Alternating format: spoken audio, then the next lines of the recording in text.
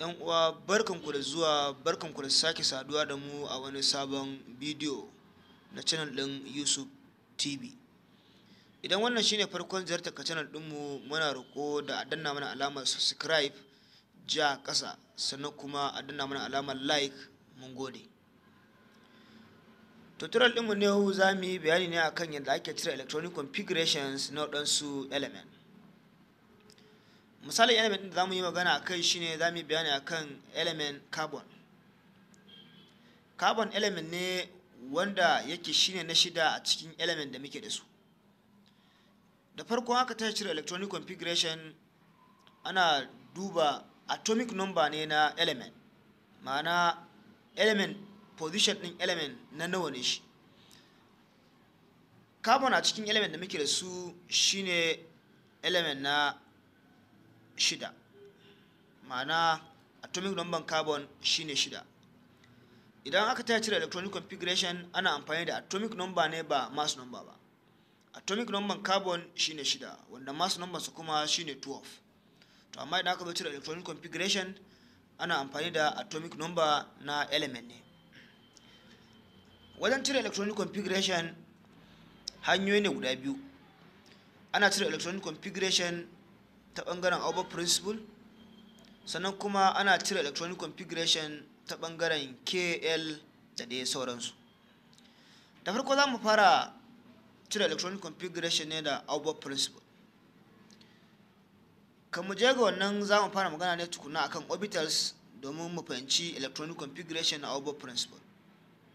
Orbitals da muke da su, muna da orbitals ne, muna da s orbital,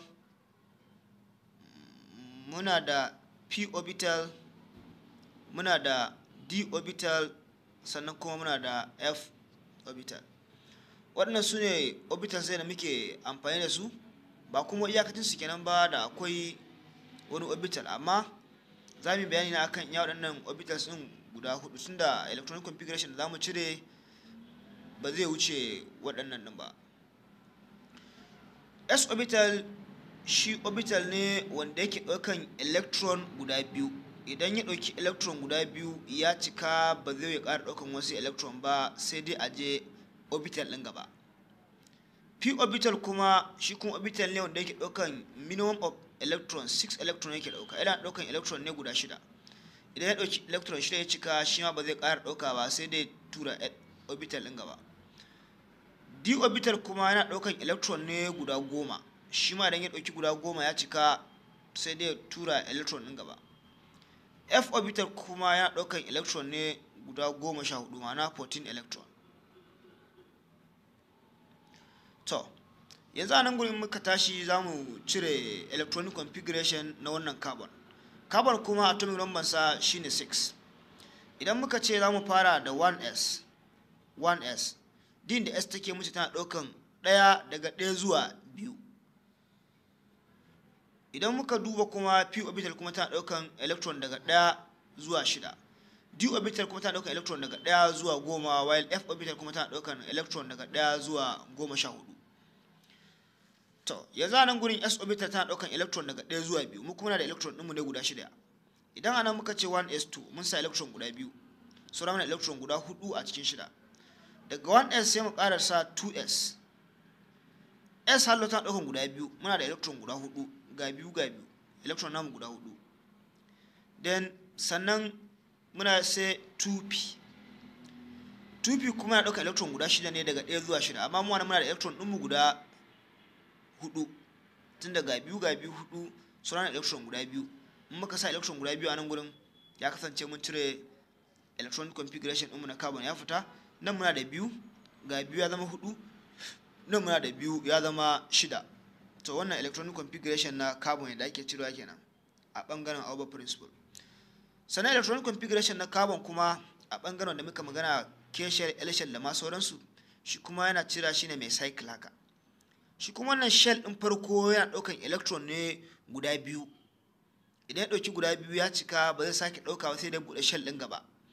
Na gaba kuma ya ɗaukan guda 8 ne, ya danganta da yawan electrons ɗinka. To yanzu mun ce na farko ne ya ɗaukan electron guda 2, mu kuma na da electron ɗinmu guda 6. Idan muka ce mun sa electron 2 a nan, electron 1, electron ɗaya. Wannan shell ɗin ya cika sai dan buɗe shell ɗin gaba. To idan muka buɗe shell ɗin gaba, a cikin electron 6 mun cire 2, sura electron ɗin mu 4. Za mu ƙara sa electron ɗaya nan, sai mu sa electron ɗaya nan. Nan ma sai mu sa electron ɗaya, nan ma sai muka saka electron guda ɗaya. Yanzu a nan gurin mun saka electron ɗin mu guda 6. Electron ciki 1 2 nan 3 4 5 6. Wannan shine da ake cire electronic configuration na bangaren Auber principle, nan kuma KL da ma sauransu. Yanzu a nan gurin electron ɗinmu na cikin nan, shell ɗinmu na cikin yana ɗaukan electron guda 2, sai mu sa 2 ratio. Na wajen na gaba kuma yana ɗaukan electron 8, amma mu kuma electron ɗinmu da muke su guda 6 ne, mun sa 2 a ciki, abin da rage mana guda 4 ne. Dan shell ɗin gaba kuma ya ɗauki 4. Wannan ratio sa yana 2:4. Misali na gaba shine, ko in ce misali na biyu da za mu sake magana shine element mai suna nitrogen. Nitrogen mai symbol ɗinsa N.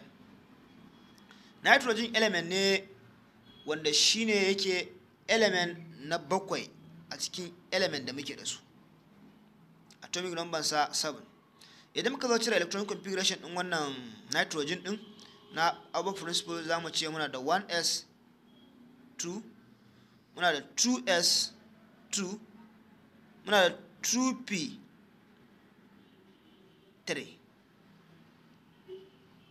A nan gurin muna da electron guda 2, ga wani electron guda 2 ya zama electron guda 4, ga electron 2 ya zama electron guda 7. Yanzu anan mun cire electronic configuration na bangaren Auber principle na hanya ɗaya. Hanya ta biyu shine muka ce za mu yi amfani da mai shell. Shell nan yana ɗaukan electron guda 2 na farko, na gaba yana ɗaukan electron 8 ya danganta da yawan electron ɗinka. Yanzu anan muna da electron guda 7. Yanzu anan mun sa 1, nan mun sake sa 1, sauran electron ɗinmu guda 5. Idan muka sake buɗe shell ɗin gaba, tunda wannan shell ɗin farko ya cika, za mu sake zuba electron nawa? Electron 5. Mun ƙara sa electron 1, electron 1, electron 1, electron 1, electron 1 nan. Ya kasance muna da electron ɗinmu guda 7 mun kirga. Electron guda 2 muna da guda a cikin shell na farko, muna da electron guda 2, 1 2. A waje muna da 5, nan 3 4 5 6 7. Wannan shine electronic configuration na nitrogen. A shell ɗin na ciki muna da electron guda 2, za mu sa 2 ratio. A waje kuma abin da ya rage muna da electron ɗinmu guda 5, sai mu sa haka. Wannan shine electronic configuration na nitrogen. Misalinmu na uku shine za mu ɗauki element mai suna silicon.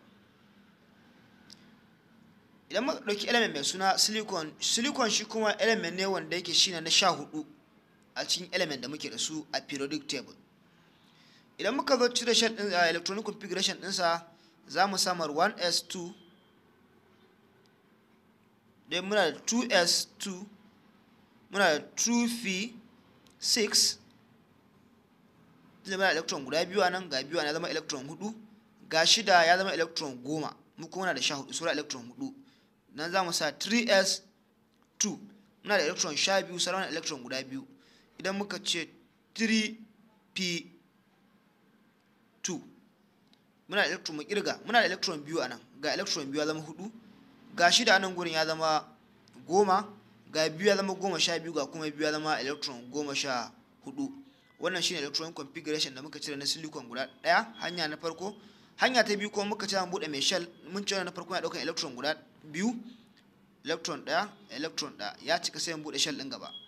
Shell din gaba kuma yana daukan electron guda 8, ya danganta da yawan electron ɗinka. A wajen za mu sake sa electron guda 1, nan ma mun sa 1, ya zama electron ɗinmu 4 kenan. Mun ƙara sa 1 nan, mun sake sa 1 nan, ya zama electron 6. Mun sa 1 nan, mun sa 1 nan, ya zama electron 8. Mun sa 1 a nan, mun sake sa 1 nan. Wannan shell din ya cika, saboda ya daukan guda 8 ne, sai da bude shell din gaba. In mun kirga za mu ga muna da electron guda 8, 1 2 3 4 5 6 7 8. To wannan shell din ya cika, sai da mu bude shell din gaba. Idan muka sake bude shell din gaba, a nan muna da electron ɗinmu guda 10, na ciki guda 2, na biyu muna da guda 8. To mu kuma muna da electron ɗinmu guda 14 ne, za mu ƙara electron guda 4. Mun sa electron 1, mun sa electron 1. mun sa electron daya, mun sa electron daya. Yanzu muka kirga zai kasance electron ɗinmu na silicon ya fita. A cikin muna da guda biyu, a waje muna da guda 8, ya zama electron ɗinmu guda 10. A nan waje ga biyu ya zama 12, ga wani biyu a ƙasa ya zama electron 14. Na farko ya ɗauki electron 2, 2 ratio. Na biyu ya ɗauki electron 8, 2 ratio 8. Then ratio na ƙarshe ya ɗauki electron 4, ratio 4. Wannan shine electronic configuration na silicon. To duka dai wannan shine ƙarshen tutorial da muka kawo muku na yadda ake cire electronic configuration. Kar ku manta kuna tare da tashar Yusuf TV. Mun gode.